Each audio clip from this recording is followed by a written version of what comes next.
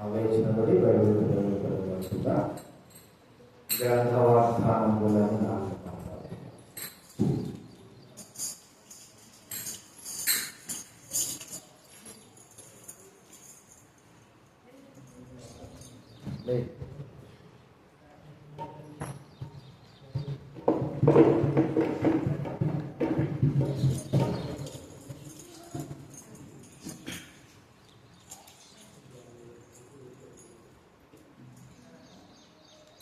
గ్రంథవర్ధనం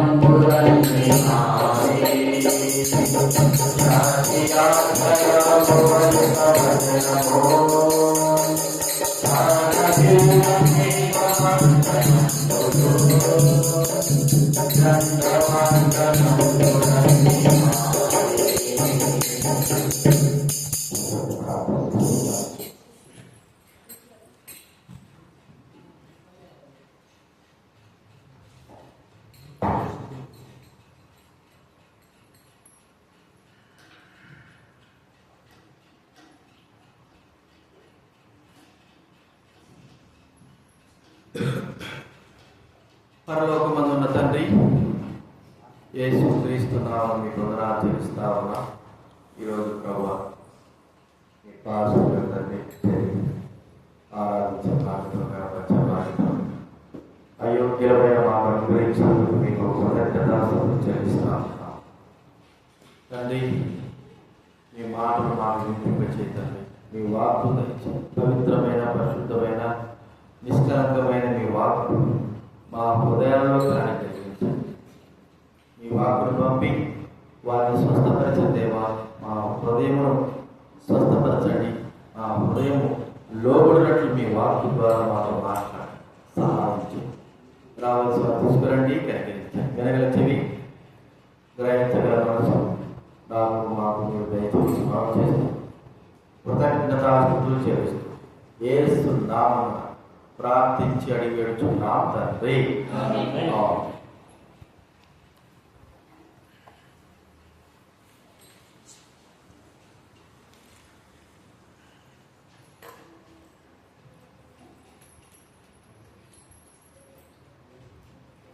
దేవుని వాక్యంలో యోహాను సువార్త 11వ అధ్యాయం. యోహాను రాసిన సువార్త 11వ అధ్యాయము 50వ వచనం అందరూ కూడా కలిసి చదువుతున్నాం. యోహాను చేదిరా ట్యాబ్లు ఎరగొడతారు మీరు అసలుకి.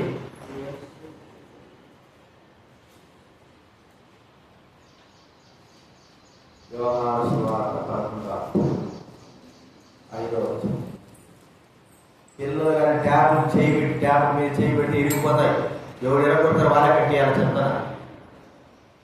ఈ పిల్లలే వాడాడు కింద దిగితే కాళ్ళ మీద మొదలెత్తుతాడని వాడు పై చేయబెట్టాడు.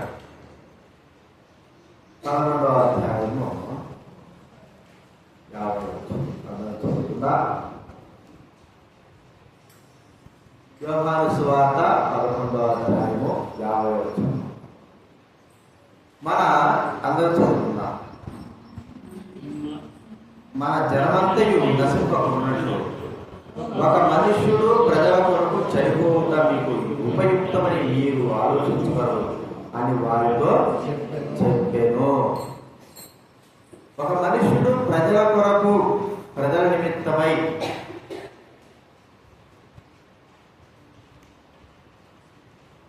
ప్రజల పక్షమున చనిపోవడం అనేది ఈ ప్రభువైన యేసుక్రీస్తు వారి గురించి మనము చూడగలుగుతాం. ఒక వ్యక్తిని ఉపయోగించుకుని ఒక వ్యక్తి ద్వారా దేశానికి సహాయం చేశాడు. ఒక వ్యక్తి ద్వారా మరి మరణాల నుంచి, ఒక వ్యక్తిని బట్టి మరణాల నుంచి, ఒక వ్యక్తి నిమిత్తమై మరణం నుంచి తప్పించాడు. ఒక వ్యక్తి నిమిత్తం మరి పాప పరిహారం కూడా జరిగింది. అంటే ఒక్కరిని బట్టి దేవుడు చేసిన కార్యాలను మనం చూసుకోవాలి. మనల్ని బట్టి మన ప్రభువుని యేసుక్రీస్తు వారిని బట్టి మనకు ఆ కార్యాలు ఉన్నాయా లేవని గుర్తించుకోవాలి. ఒక నిమిత్తమై, మన కొరకు, మన నిమిత్తం అనే మాట మనము ఒకసారి గుర్తించుకోవాలి. చూద్దాము దైవ గ్రంథంలో ప్రభువు యేసుక్రీస్తు వారు మరి ఒకరి నిమిత్తమై జరిగిన పరిస్థితులు ఆయన ఎలాగా మన కొరకే చేశాడు అని గుర్తించుకోవాలి. చూడండి, ఆది కాండం 45వ అధ్యాయం. ఆది కాండము 45వ అధ్యాయము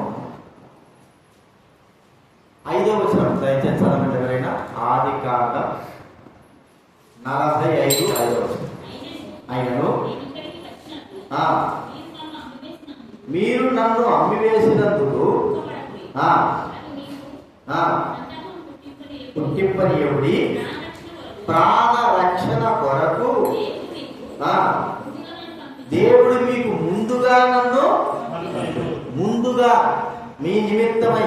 ఇంకో మాట ఉంది 50వ అధ్యాయంలో చూడండి. అదే ఆది కాండం 50వ అధ్యాయము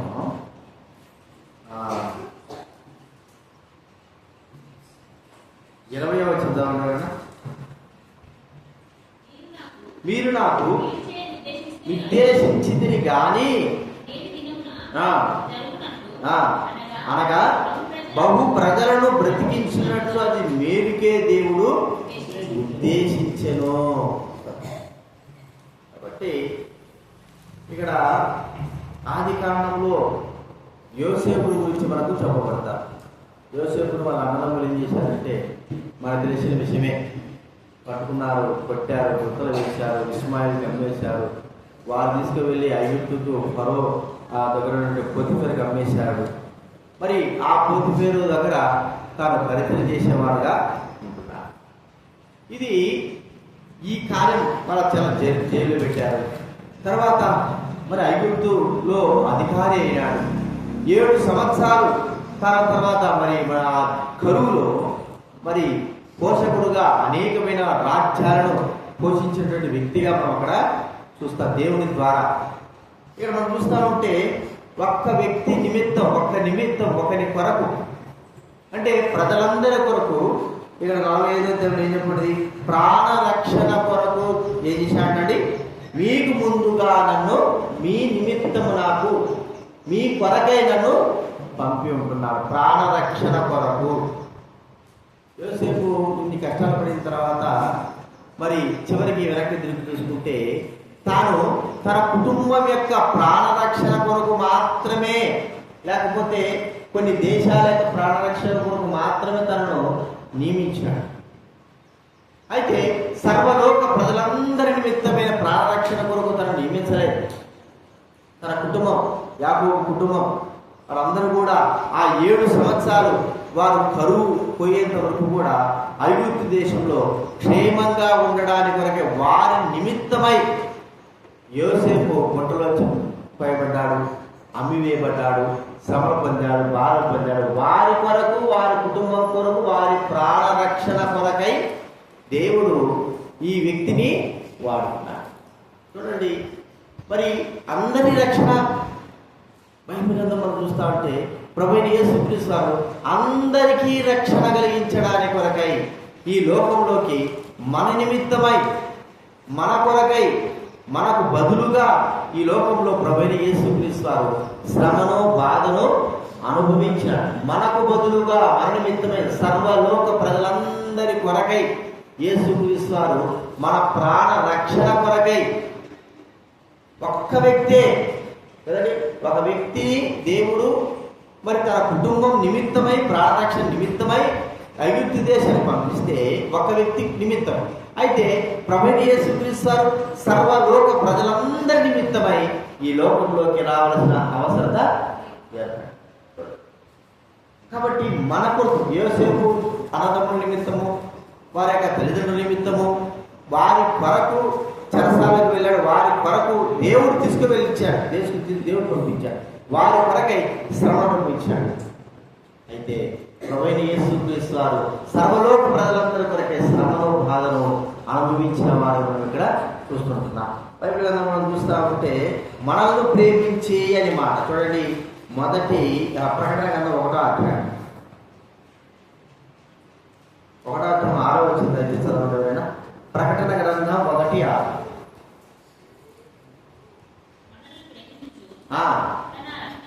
తన రక్తము వలన మన పాపముల నుండి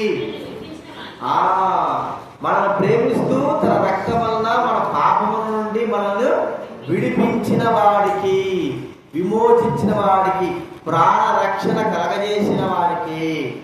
విన వాళ్ళరా, ఒకవేళ ఇశ్రాయేలు యోసేపును ఆ దినాల్లో ప్రాణ రక్షకుడుగా భావించి మరి గౌరవించేవారే. ఎందుకంటే ఒక వ్యక్తి ద్వారా ఆ కుటుంబం అంతా కూడా పోషింపబడుతూ ప్రాణ రక్షణ, ప్రాణానికి ఎటువంటి ప్రమాదం లేకుండా కాపాడబడుతూ వచ్చింది.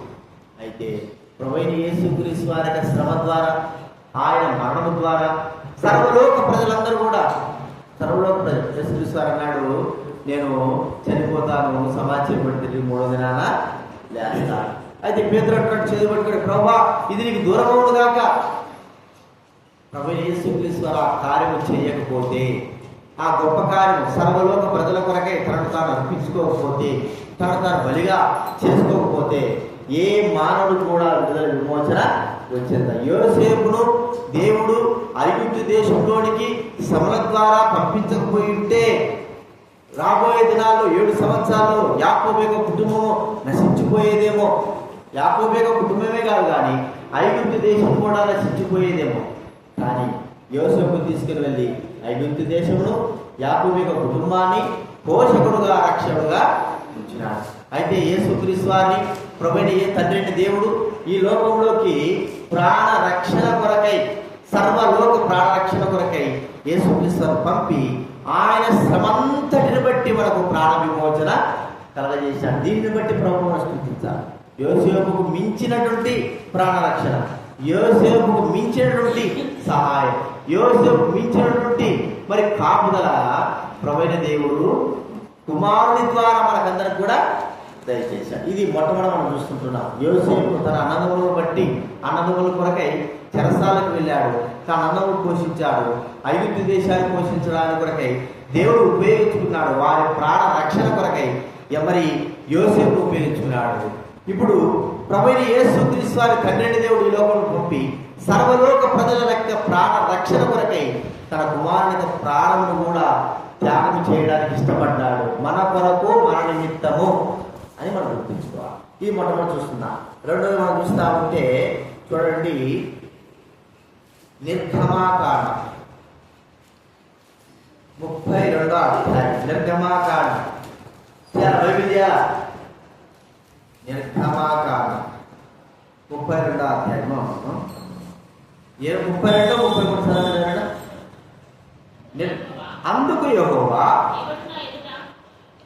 32వ అధ్యాయము 32-33 నిర్గమాకాండం 32వ అధ్యాయము 30. అయ్యో అని ఉండాలి కదా ఆడ. ఎక్కడ ఉంటున్నారు?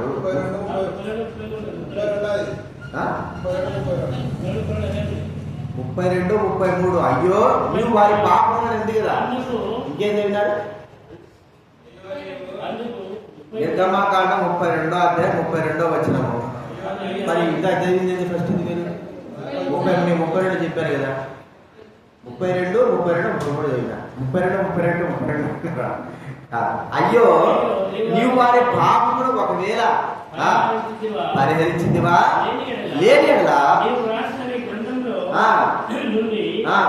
నా పేరు తుడిచివేయమని బతిమాలుకుంటున్నాను.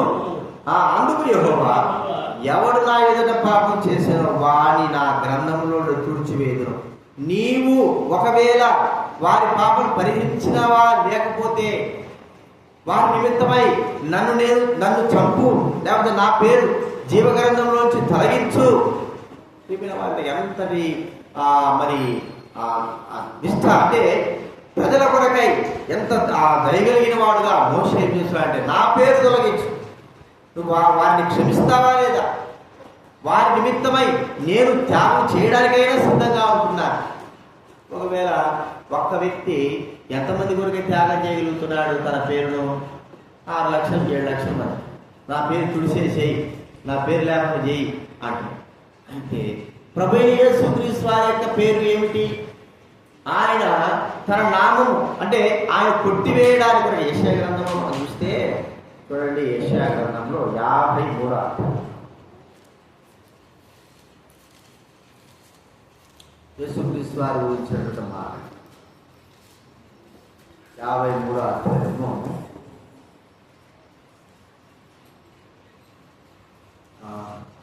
3వ వచనం.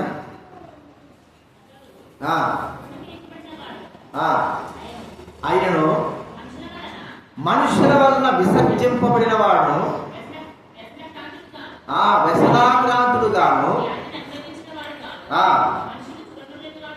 మనుష్యుడు చూడనల్లని వాడుగాను ఉండెను. వ్యాధిని అనుభవించిన వాడుగా, చూడనల్లని వాడుగా. ప్రియమైన వాళ్ళ మనం చూస్తా ఉంటే ప్రభువైన యేసుక్రీస్తు వారు తృణీకరింపబడిన వాడుగా మనం చూస్తా ఉన్నాం.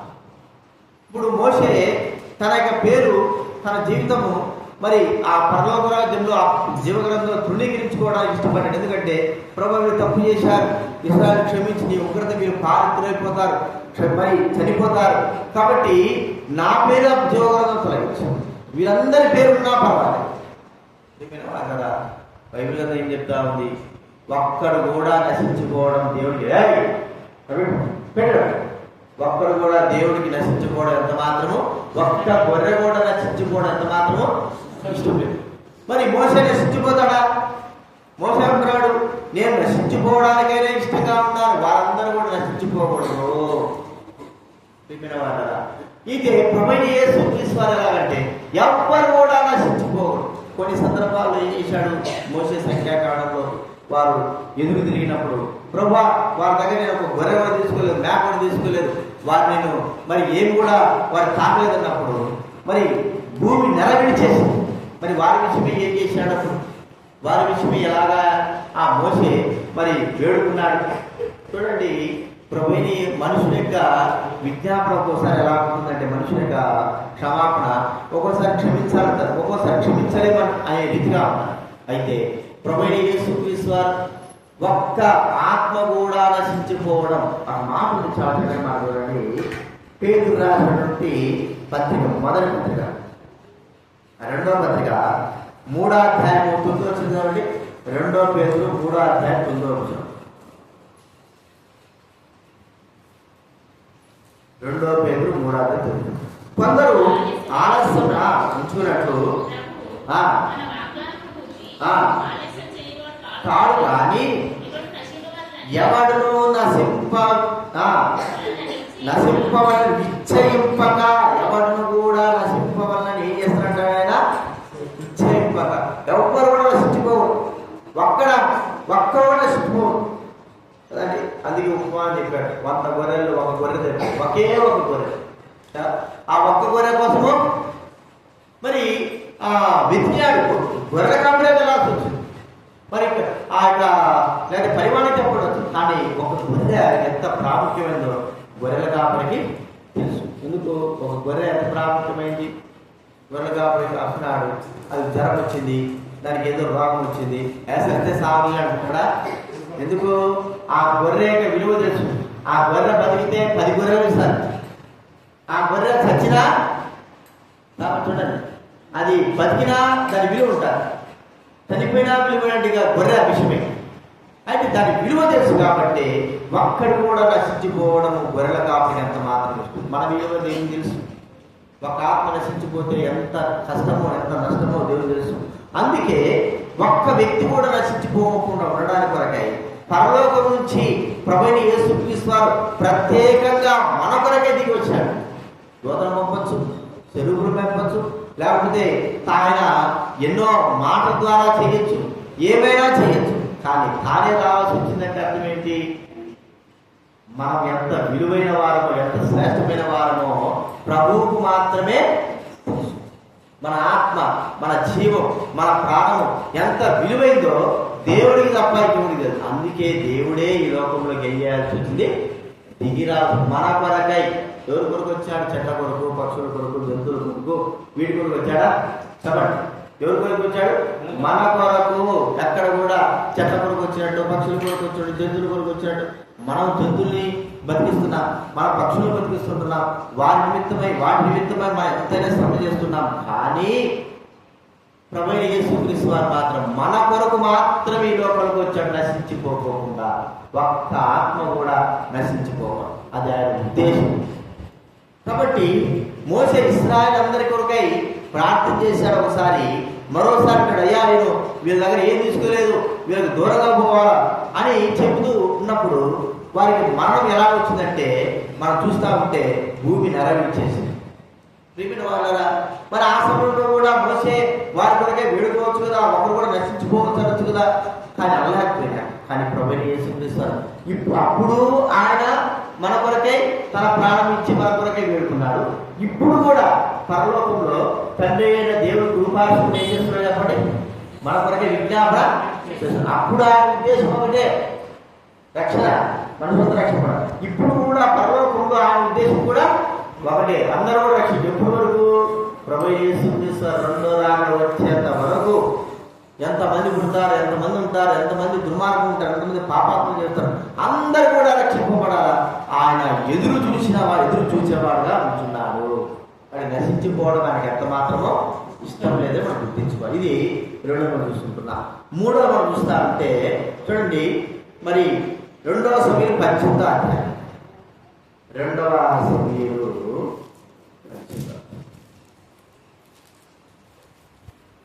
18వ అధ్యాయం 33వ వచనం ఎవరైనా?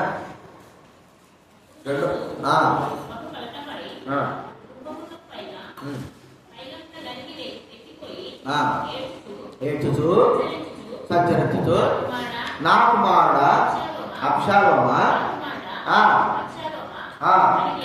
కేకలు వేయచ్చు, అయ్యో నా కుమారుడా, నీకు బదులుగా నేను చనిపోయినది ఎంత బాగుండును.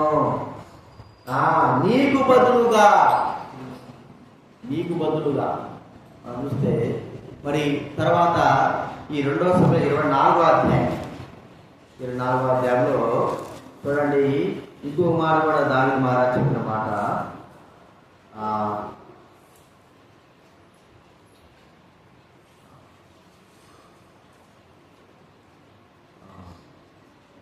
గొర్రెల బట్టి మీరు ఏం చేశారని చెప్తారు.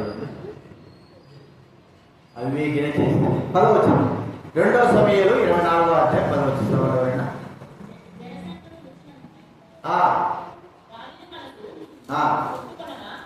దావీదు మనసు పుట్టుకొనగా అతడు నేను చేసిన కట్టుకొట్టిని యెహోవా కరుణించి దాసుడు నా దోషుడు పరిహరింపను యెహోవాతో మనవి చేయగా. కాబట్టి గొర్రెల వంటి మీరు ఏం చేశారు? ఒప్పుకుందా అంటే చుక్కులో పడి ఉన్నాను చెప్తాడు. చెప్తే హస్తము దేవదూత యొక్క హస్తము అక్కడ వచ్చింది. చూడండి 17వ వచనం చెప్తున్నాడు, దావీదు జనులను నాశనం చేసిన దూతను కనుగొని యెహోవాను ఇలాగ ప్రార్థించెను, చింతగించుము, పాపము చేసిన వాడు నేనే, దుర్మార్గంగా ప్రవర్తించిన వాడు నేనే. గొర్రెల వంటి వీరేమి చేసిరి, నన్ను నా తండ్రి ఇంటి వారిని శిక్షించుము. అబ్షాలోము మరి తప్పు చేశాడు.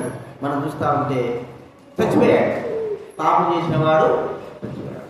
అయితే చచ్చిపోయిన వాడి కొరకై రెండోదిగా అక్కడ ఈ సందర్భంలో కూడా ఎంతో మంది చనిపోయారు. చాలా మంది చనిపోయారు. 70,000 మంది చచ్చిపోయారు. ఒక్క కొడుకు చచ్చిపోయాడు, తన రాజ్యంలో 70,000 మంది కూడా చచ్చిపోయారు. చచ్చిపోయిన వారి కొరకు ఏం చేస్తాడు దావీదు చెప్పండి? చచ్చిపోయిన దావీదు అబ్షాలోము కొరకు అయ్యో నా కుమారుడా. చచ్చిపోయిన తర్వాత అయ్యో అంటే వస్తుందా? నీకు బదులుగా నేను చచ్చిపోతే బాగున్నాడు. సరే 70,000 మంది చచ్చిపోతే మరి చచ్చిపోయిన తర్వాత అంటున్నాడు, ప్రార్థన చేస్తాడు ఏమనంటే, ప్రభువా మరి గొర్రెల వంటి మీరు ఏం చేశారు? ఇంతమందిని చనిపోయినారు. చనిపోయిన తర్వాత చచ్చిపోక మునిపే వారి నిమిత్తమై వేడుకుంటే బైబిల్ అందంలో చెప్పబడిన మాట ఏంటంటే, నువ్వు చనిపోయిన వారి గురించి వేడవద్దు, చచ్చిపోకముందు వారి నిమిత్తం మీరు ఏం చేయాలా? చూడండి ఒక మాట ఉంది ఇక్కడ, మాట ఏసుకేలా చూడండి. ఇరిమియా గ్రంథం 22వ అధ్యాయం 10వ వచనం ఆయన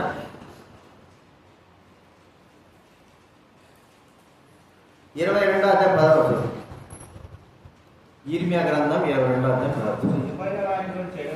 చనిపోయిన వారిని గురించి ఏడవద్దు, వెళ్ళిపోతున్న వారి గురించి బహు రోదనం చేయడి. చచ్చిపోయిన వారి గురించి ఏం చేయకూడదు అంటున్నారు? చెప్పండి. మనం ఏం చేస్తాం? చచ్చిపోయిన వాళ్ళ దగ్గర కూర్చొని ఏడ్చి కానీ దైవబడులుగా మనకు చెప్పబడిన మాట ఏంటంటే, చనిపోబోతున్న వారి గురించి మనం ఏం చేయాలా? చనిపోబోతున్న వారికి, చచ్చిన వారి గురించి కాదు, ఇక సస్తాడు అన్న వారి గురించి మనము దావీదు ఎవరి కోసం ఏడుస్తున్నాడు? ఎవరి కోసము విజ్ఞాపన చేస్తున్నాడు? ఎవరి కోసం ప్రార్థన చేస్తున్నాడు? అబ్షాలోము కోసం ఏడుస్తున్నాడు. 70,000 మంది చచ్చిపోతే వాళ్ళ కోసం ఏడుస్తుంటున్నాడు. వాళ్ళ చచ్చిపోయిన వారి గురించి కాదు కానీ బ్రతికున్న వారి గురించి ప్రభువైన యేసుక్రీస్తు వారు చేసిన కార్యం. యేసుక్రీస్తు వారు అంటాడు మరి యెరూషలేము కుమార్తెలతో, యెరూషలేము కుమార్తెలారా, నా నిమిత్తం మీరు ఏడవండి, మీ నిమిత్తము, మీ ఇంటి వారి నిమిత్తం, మీ పిల్లల నిమిత్తము ఏడవండి, నా నిమిత్తం మీరు ఏడవద్దు, నా నిమిత్తం ఏడవద్దు అని మీకేం ప్రయోజనం లేదు. కాబట్టి మీ నిమిత్తం ఏడవండి, మీ కొరకై, మీ పిల్లల కొరకై నేను చనిపోతుంటున్నాను.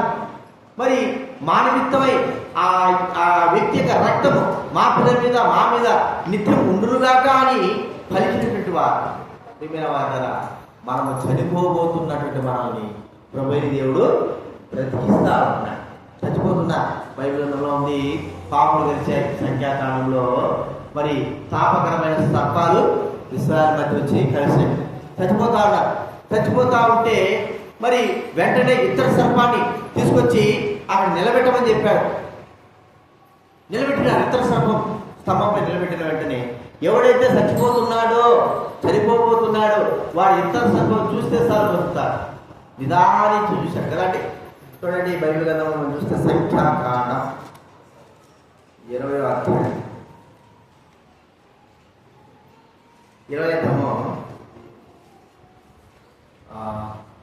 8వ చదవండి. సంఖ్యాకాండం 20వ అధ్యాయం. నీ కర్ర తీసుకొని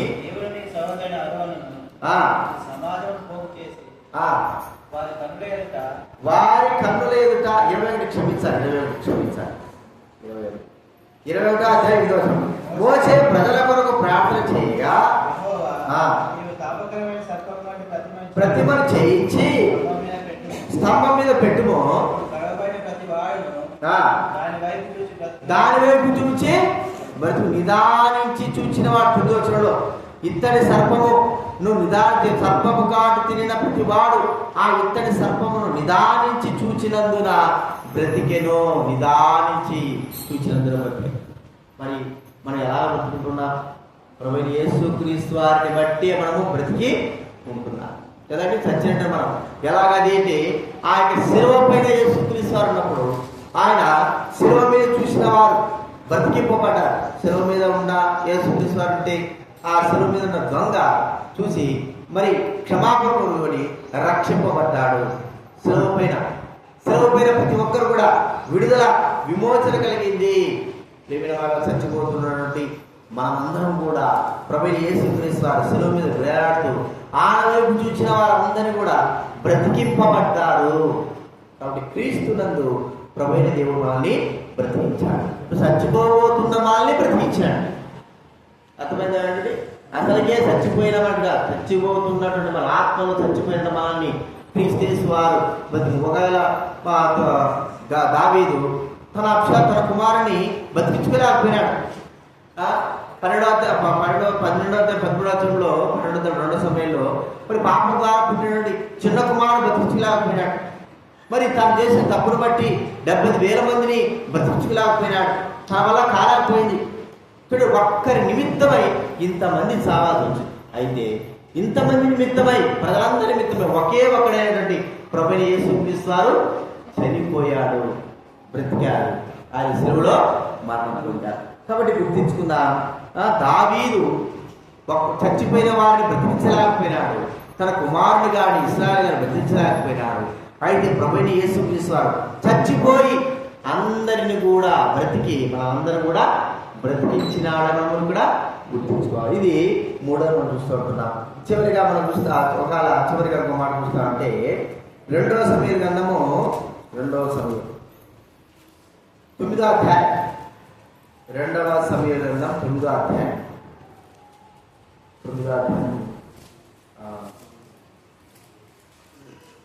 7వ చదవడం. నీవు భయపడవద్దు, నీ తండ్రి అయిన యోనాతాను నిమిత్తము చూపి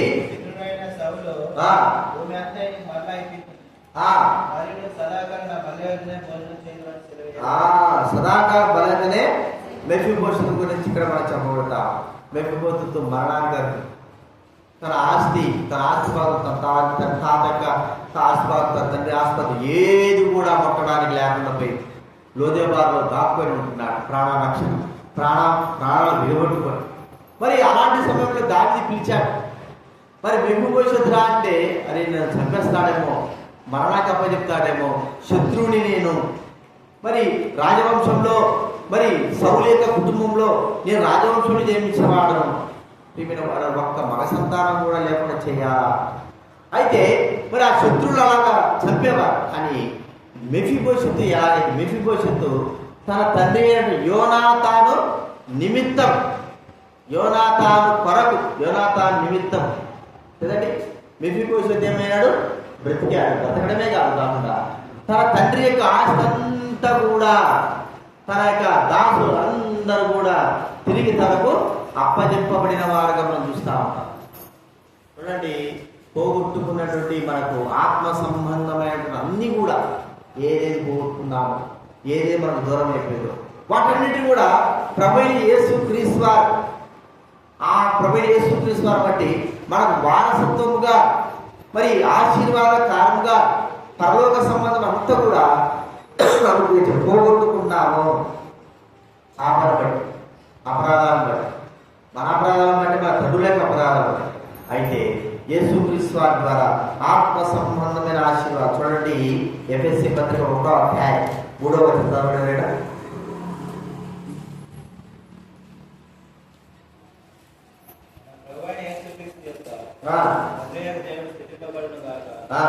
ఆయన క్రీస్తునందు పరలోక విషయంలో ఆత్మ సంబంధమైన ప్రతి ఆశీర్వాదము, ఆత్మ సంబంధమైన ప్రతి ఆశీర్వాదము, అది ఏదైనా సరే దేవుడు మనకు అనుగ్రహించిన వాడుగా చూస్తా ఉంటున్నా.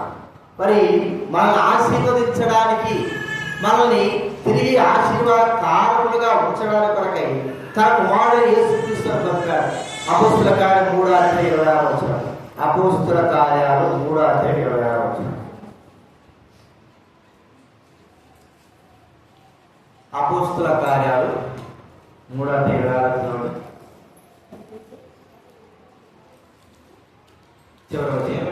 దేవుడు తన సేవకుని పుట్టించి